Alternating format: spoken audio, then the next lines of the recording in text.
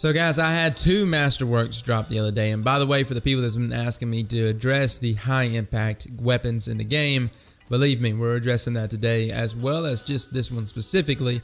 But this one's a great example because there's a lot of different high impact weapons. Actually, there's whole archetypes that are just dead in Crucible that you just don't see that much, and there's a reason to that. But I want to talk about Relentless because this is one of the most well-rounded pulse rifles, and if this weapon had existed in the same way that it exists now in Destiny 1, it would have been the most dominating pulse rifle in Crucible. Yes, even more than Parthian Shot and Spare Change.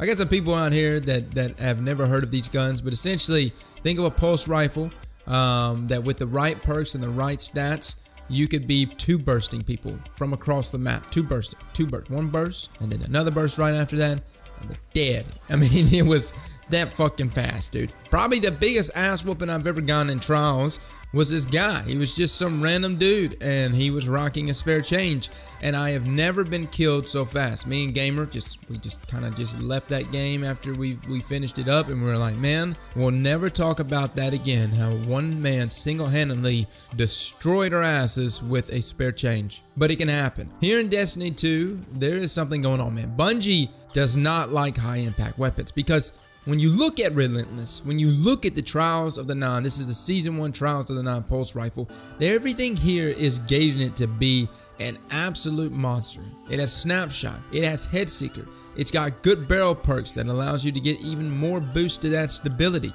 The weapon by default has great range, better range than any of the pulse rifles we've seen. The only downside to this arc time is the fact that the handling is a little low. And the masterwork that I landed, guys, was a +10 handling. So I'm looking at this gun. I'm like, wow, I got a +10 handling masterwork on this gun.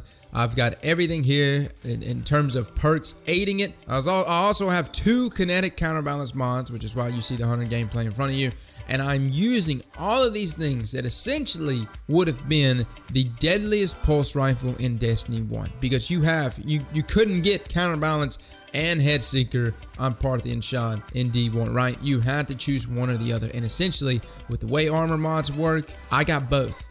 We have both right now. This should be a godsend. This should be the weapon, but it's not. And I really think it just comes down to number values. This weapon does have an optimal time to kill of like 1.2 seconds, which is like right there with like Nurgle and Nightshade. But it is the most unforgiving weapon in terms of body shot time to kill. As in, if you just in the heat of the moment, a guy's pushing you and you can't do nothing but just shoot into his chest, you're looking at an optimal time to kill of 2.27 seconds. Guys, that's slower than fucking Christmas. The problem I see with this is the same thing that transitions to many different high impact archetypes. In the 450 round per minute auto rifles, I don't consider those the high impact. They are a high impact archetype, but they are not the highest. We are talking about the highest amongst all of our weapon types. And the problem I see here with all of these guns is that their optimal time to kill, as in their critical damage optimal time to kill, is neck and neck with guns in its same weapon type, but they're the most unforgiving weapons. That's the problem.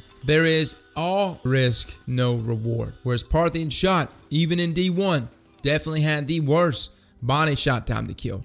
And it will punish you if you miss your shots. But in D1, if you landed those crits, you could 2 burst people all day long. Alright guys, so I know that was a ramble. I know that I've talked a lot. Relentless overall, I like the weapon, which is why I'm making this video. I want this weapon to thrive. So fellas, feel free to let me know in the comments below, like a suggestion on fixing these high impact weapons. I think honestly it's very clear in terms of what we should do. You know, make it unforgiving in its body shot time to kill. Feel free to keep it where it's at in that sense, but in that critical spot, you really want to go ahead and raise that damage up. Not to make this gun a 2 burst, but at least make it the more optimal time to kill, a little more favored in terms of not having to hit as many crits by simply just making the damage higher per crit. So I would put it around like 29 to 30 per crit. This would put you at hitting 6 crits and 2 body shots to reach that time to kill. So again, we're still staying around the 3 burst area, fellas, but it's much more forgiving in that sense in terms of just landing crits, but there is still much more emphasis on landing crits